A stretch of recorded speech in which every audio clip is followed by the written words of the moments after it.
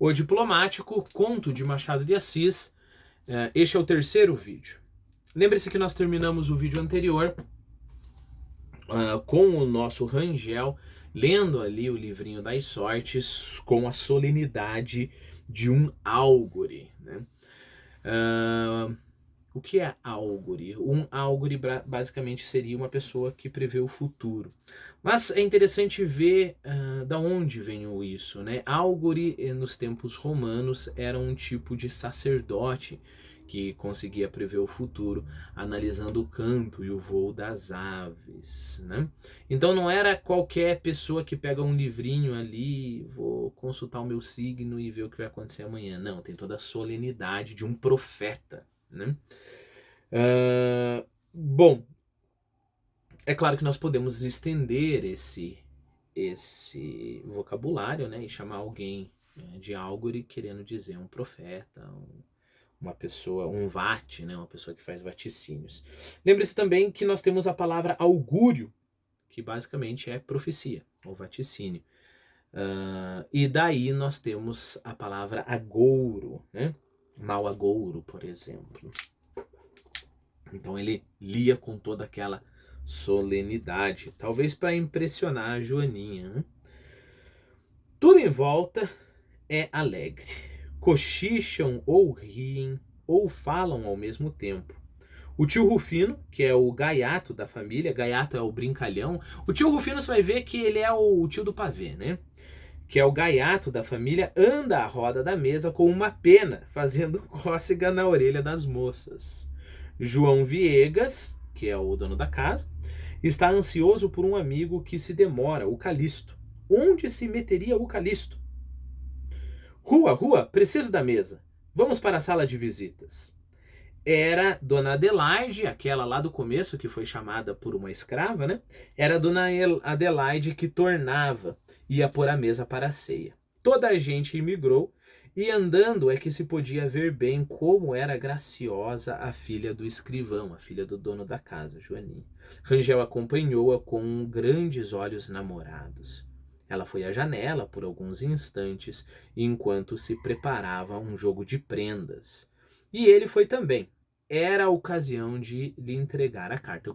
Que é uma ocasião melhor que essa. A moça sozinha ali na janela. Naquele tempo não tinha celular, então ela não podia estar mexendo numa rede social, nada disso. Ela estava só ali prontinha para receber a carta, né? Mas antes de sabermos se o Rangel entregou a carta, esse jogo de prenda era uma coisa interessante, né? Era um tipo assim de verdade ou desafio da sociedade do século XIX, né? Então, basicamente, você ali tinha uma verdade, né? As pessoas, você teria que falar alguma coisa ou cumprir algum desafio. Se você não cumprisse, você daria uma prenda, ou seja, alguma coisa sua. Então, sei lá, o teu relógio, um anel e etc. E essa coisa seria devolvida para você só depois que você cumprisse um castigo. Divertido, né? Só falta bebida, né? Então era a ocasião de entregar-lhe a carta. De frente, numa casa grande, havia um baile e dançava-se. Ela olhava, ele olhou também. Pelas janelas viam passar os pares, cadenciados, as senhoras com as suas sedas e rendas, os cavalheiros finos e elegantes, alguns condecorados. De quando em quando, uma faísca de diamantes, rápida, fugitiva, no giro da dança. Pares que conversavam, dragonas que reluziam, bustos de homens inclinados, gestos de leque, tudo isso em pedaços, através das janelas, que não podiam mostrar todo o salão, mas adivinhava-se o resto.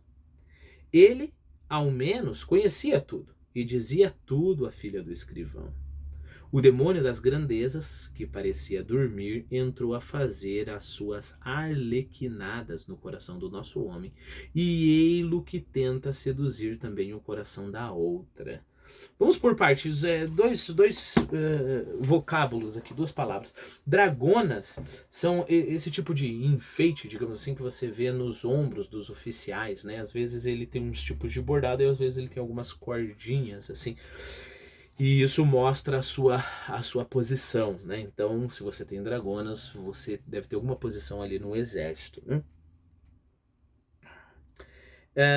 Arlequinadas, bom, você tem que saber que existia um tipo de comédia muito típica, que era a comédia de l'arte, né? De l'arte, a gente chama. E nós temos os personagens típicos, né? Então, um deles era o Arlequim. E qual que era a função do Arlequim?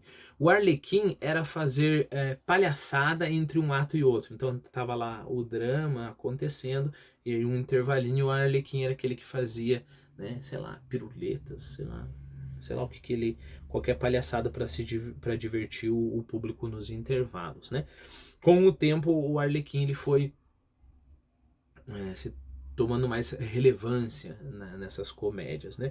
E aí, é claro, você vai lembrar da fantasia de carnaval também. Se você não lembra, coloca Arlequim, você vai ver que é uma fantasia bem típica dos tempos antigos. Eu acho que hoje, sei lá, do que o pessoal se veste, né? Se veste de... Bom, sei lá. Então, é claro, aqui suas arlequinadas, suas palhaçadas. Então, vamos pegar o contexto novamente. Estavam lá observando por aquela janela, eles tinham esses lampejos conforme passava uma dama com diamante, um senhor condecorado, uma mulher escondendo o rosto no leque, o homem se inclinando em frente à dama, provavelmente falando algum galanteio ali, né? E aí o que aconteceu? O demônio das grandezas, que parecia dormir, entrou a fazer suas arlequinadas.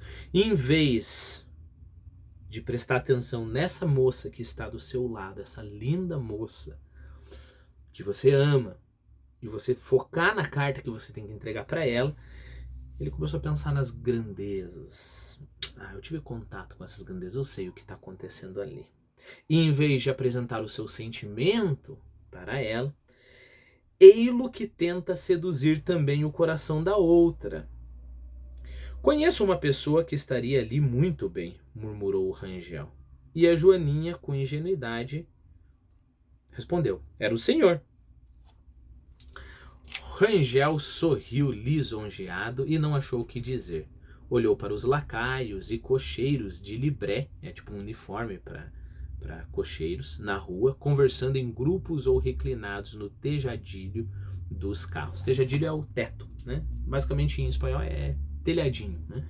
Então é o teto do carro, lembra que eles estão olhando de cima e estão vendo lá os cocheiros, os carros. Começou a designar carros. Este é o de Olinda, aquele é de Maranguape, mas vem o outro rodando do outro lado da Rua da Lapa e entra na Rua das Mangueiras. Parou de frente, salta o lacaio, abre a portinhola, tira o chapéu e perfila-se, ou seja, endireita-se, né? Sai de dentro uma calva, uma cabeça, um homem, duas comendas, depois uma senhora ricamente vestida. Entram no saguão e sobem a escadaria forrada de tapete e ornada embaixo com os dois grandes vasos. Joaninha, senhor Rangel. Bom, não, Joaninha, senhor Rangel, era alguém chamando eles, né? Eu só tô apressando um pouco. No próximo vídeo a gente revê um pouquinho esse parágrafo aqui, porque eu quero que você preste atenção ao seguinte. Ele quis fazer um galanteio para ela. Sabe quem ficava bem num baile desses, Joaninha? Você. Você é uma fina flor que poderia estar na alta sociedade. Aí já tem um erro, né? Querer seduzi-la como se ele fosse o diabo, né? Olha, você poderia estar na alta sociedade, né? Em vez de falar das qualidades da moça, né?